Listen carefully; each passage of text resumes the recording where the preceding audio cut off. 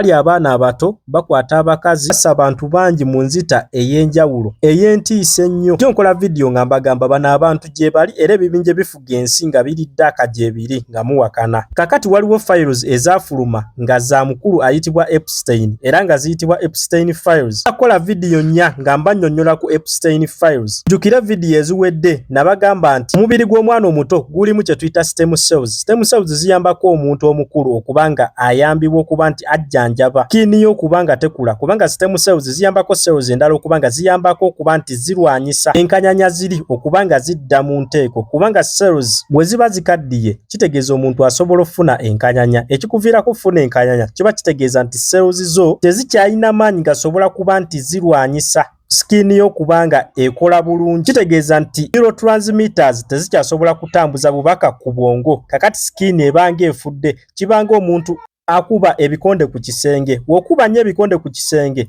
engalo zo oba nnako zo zifuna enkanyanya. Kati enkanyanya ezo oba tokyasobola kutambuza information ku bwongo kitegeeza information adireyingamu kikuviirako okubanga omubiri guba gukaluba. Tulabagane mu vidiyo eddako ngenda kunnyonnyola ku Epstein files. We had philosophy. Some of the philosophers can't do math, and some of the mathematicians. And again, mathematicians often break into two categories. People that solve problems. Those are more like geometers in the old days, just problem solvers. And then there's thinkers, theoreticians. They're more like the old movement towards philosophy.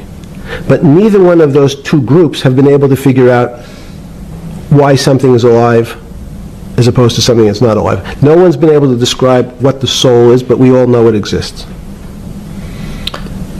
And I think what we need is a new, science is a bad word. I think science only describes the things we already know about the physical world. In fact, there's an argument that the physical world that we see has been created out of our systems of mathematics. Mathematics, everyone knows mathematics describes the physical world much greater than it should, unless my view, the physical world really comes out of conscious beings that have mathematics. So they create it. This table appears to you and I to be solid. To a bat, because we have light that's bouncing off the table into our eyes, it appears solid. If instead of eyes that responded to wavelengths of visual light, our eyes responded to radio waves, the radio frequencies, it's not different, it's the same type of frequency as light, but different speeds, the table's invisible. We know that our phone works in this room. So the waves are coming through the windows, the waves are coming through the walls. So the walls are invisible to that type of radiation, that type of energy. The walls are, I can see them because my eyes, a physical system determines that the walls are there. You, with Murray Geldman, you founded, or were the original donor, and had the idea of Santa Fe Institute. In 10 or 15 years later, that effort to study the complexity of systems mathematically. Yes. Was a total failure. Yes. A total failure. Total failure. Why is that? It's the failure of science because, in fact, if to some extent science doesn't describe romance. I don't know why I'm attracted to somebody. I don't know. People are attracted to each other, and everyone has the same feeling. They've seen someone walk in the room, and they say, "Oh, that person gives me a creepy feeling." Science has tried to describe. Science doesn't describe what creepy feelings means. They just know it's a creepy feeling. I think women, as I said the last time, have an intuitive sense. What is intuitive? They have intuition, they have feelings, and they're able to deal in the realm of things that men, especially men like myself, find unexplainable. Women have intuition, men see things a bit differently. Men want to measure everything, women are not really that interested in measuring. In what you're saying in macro terms, you actually think science, mathematics, maybe ultimately technology, is moving to that more intuitive I think science and math are old-fashioned. And unfortunately, people are still taught that they have to learn algebra in school and certain things in school, as opposed to learning to have an emotion. Is this what Larry Summers was trying to get at? Maybe he didn't say it perfectly enough, but what he was trying to get to in that system, the systems we study today, the way mathematics is either taught or understood, that women just haven't gotten up to the highest realms of engineering or physics or mathematics because of that, and you're actually implying that there's a either new branch of science, or we've hit an inflection point like in Newton that's going to go in a... Newton took mankind in a different direction because he was able to measure. Then you had subatomic, non-Newtonian physics later.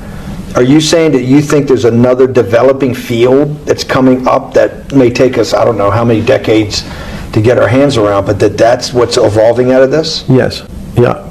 In fact, I think that mathematics, it's not the end of science. Every year someone says it's the end of, we can't discover everything. There's lots to discover with the relationship to the physical world, but we know a lot already. In respect to the unexplainable world, we almost know nothing. Women, again, sense it. And instead of Larry Summers, I won't digress too much, but Howard Gardner early on said, there's not one form of intelligence. It's not mathematical intelligence. There's emotional intelligence, this kinesthetic intelligence. There's this argument that I reject that black people are less intelligent than white people. It's not true. We know, for example, that if I was in the forest and I had to run from the lion or figure out a way not to be eaten, and my competition is a local African, I'm the one who's getting eaten because they have the intelligence to deal with their local environment. So it's just different. It's not better, it's not worse, but there's many differences amongst different types of people. And so people have different intelligences, and they excel in some intelligences usually, and less so in others.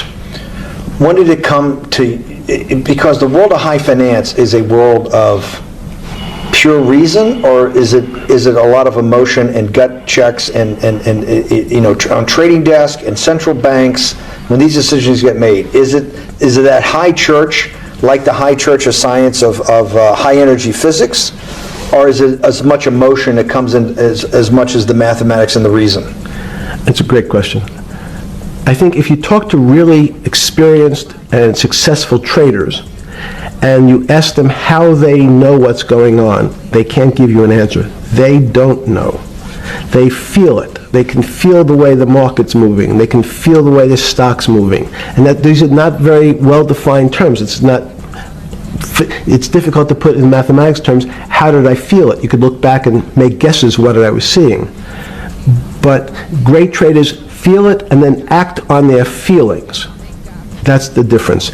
Many people feel it but are afraid because they want a mathematical justification before they take that next step. When you first got on the trading desk at Bear Stearns in the late 70s or mid 70s, were you shocked by how little actual understanding of mathematics that the traders comprehended? Yeah, well, again, we had a Texas Instrument calculator. Most stockbrokers, especially before 1960,